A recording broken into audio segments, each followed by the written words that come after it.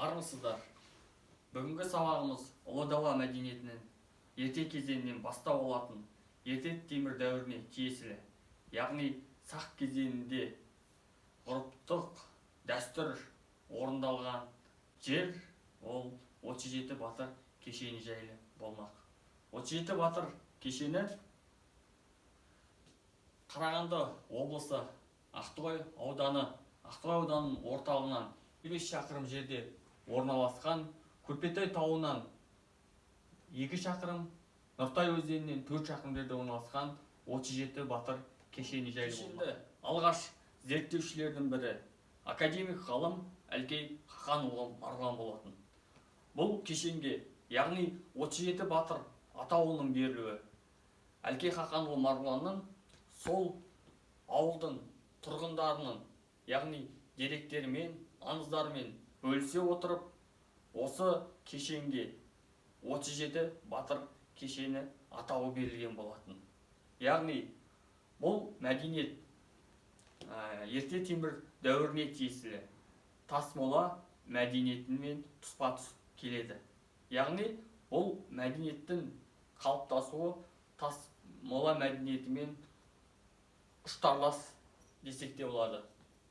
37 батыр кешеніндегі тас бағаналар, менгір тастар, дәл осындай менгір тастың 37-сі кездеседі. Бұл тастардың, сол 37 батыр кешеніндегі тастардың биіктігі 3,5 метрге жуық. 37 батыр кешеніндегі тағы да бір сирек кездесетін мұртты обалар да сол кешеннен табылады.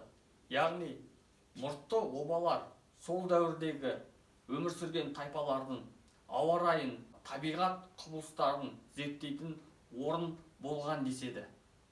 Яғни осындай үлкен мәдениетті қалыптастырып, осы жерде үлкен салт дәстүр орындайтын кешен қалыптастырған тайпалардың біздің өркениетке, яғни бізге қалдырған мәңгілік мұрасы десек те болады. Назарларыңызға 37 батыр кешені көрінісі, яғни макеті бейнеленген. Сіздермен кешен туралы құнды деректермен бөлісетін боламыз.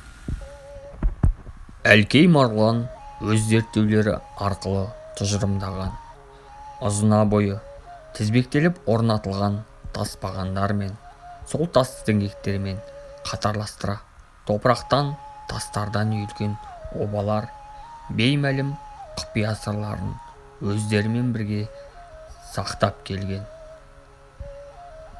37 жауынгер қорымының орталық элементі, яғни тастан қалаған үлкен оба, тасмола мәдениетінің жерлеу құрылысына жатады. Обаның бастапқы биіктігі 3,5 метр болуы ықтимал, ал диаметрі 35 метр. Ансамбльдің басқа да құрамдас бөліктері, яғни кішірек обалар мен ғұрыптық құрылыстар ұзақ мерзім ішінде бірнеше рет өткізілген шаралар барысында салынуы мүмкін.